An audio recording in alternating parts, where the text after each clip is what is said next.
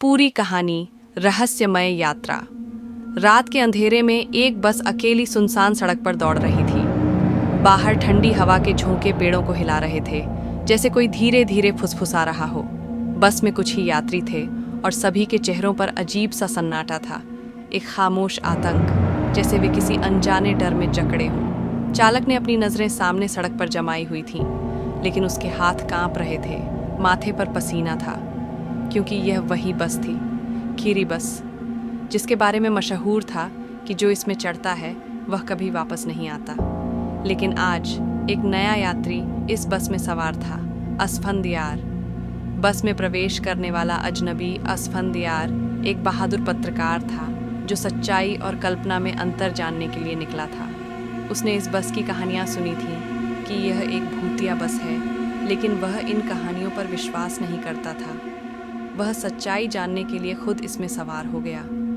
बस में प्रवेश करते ही एक अजीब सी ठंडी लहर असफंदयार के शरीर में दौड़ गई। यात्री चुपचाप बैठे थे, कोई किसी से बात नहीं कर रहा था। उनमें से कुछ के चेहरे पीले पड़ चुके थे और कुछ ऐसे थे जैसे वे जीवित ही ना हों। अचानक एक बूढ़ी महिला ने सिर झुकाते हुए फुसफुसाया, किरी, किरी मत देखो, वह देख रहा है। असफंदयार चौंक गया। उसने चालक की ओर देखा, लेकिन वह चुपचाप बस चला रहा था। जैसे ही बस ने एक सुनसान मोड़ लिया, चालक ने बैक व्यू मिरर में देखा और उसका रंग उड़ गया। उसने जोर से ब्रेक लगा दी। दरवाजा मत खोलना, चालक की घबराई हुई आवाज सुनाई दी। असफंदयार ने खिड़की से बाहर झांका, लेकिन वहां कुछ नहीं था, बस अंधेरा और धुआं था। लेकिन जैसे ही उसने खिड़की से नजरें हटाईं, उसे महसूस हुआ कि किसी ने उसकी कोहनी को धीरे से छुआ है, बर्फ जैसी ठंडी अंगुलियां।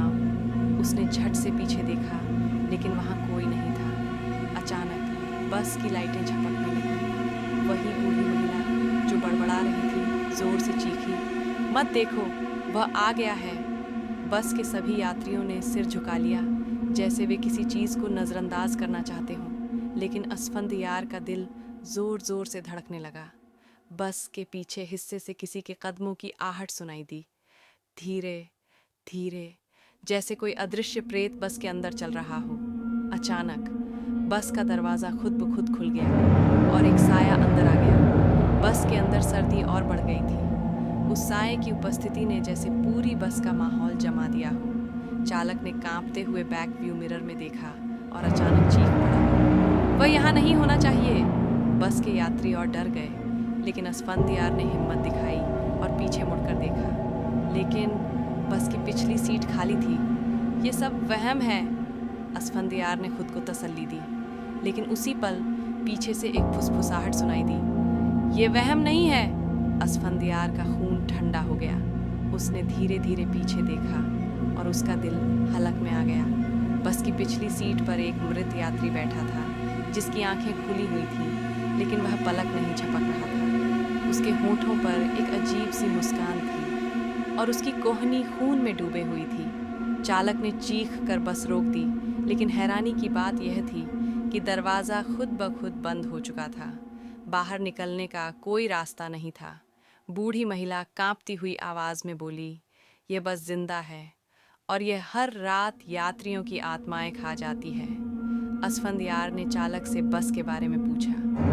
चालक ने एक गहरी सांस ली और कांपती आवाज में कहा, यह बस कई साल पहले एक भयानक हादसे का शिकार हो गई थी। सभी यात्री मर गए थे, लेकिन उनकी आत्माएं बस में कैद हो गई। अब यह बस हर रात चलती है और जो इसमें चढ़ता है वह हमेशा के लिए गायब हो जाता है। अचानक लाइटें फिर से बंद हो गईं। असफंदयार ने महसूस किया कि उसकी कोहनी में दर्द हो रहा है। उसने धीरे से अपनी बांह ऊपर की और वहां एक लाल हाथ का निशान था। बस के यात्रियों ने सिर उठाया और एक साथ बोला, अब तुम भी किरी बस के यात्री हो। बस में गहरा अंधेरा छा गया और असफंदयार की चीख पूरी अंधेरे में खो गई। ये कहानी खत्म हुई, लेकिन द डार्क फाइल्स कभी बंद नहीं होता। अंधेरे में छिपी सच्चाइयाँ हमेशा हमारे आसपास होती हैं। शायद आपने अभी भी किसी को महसूस किया हो। अगर आप और डरावनी कहानियों के लिए तैयार हैं तो सब्सक्राइब करें। अगली बार फिर मिलेंगे। अगर आप जिंदा रहे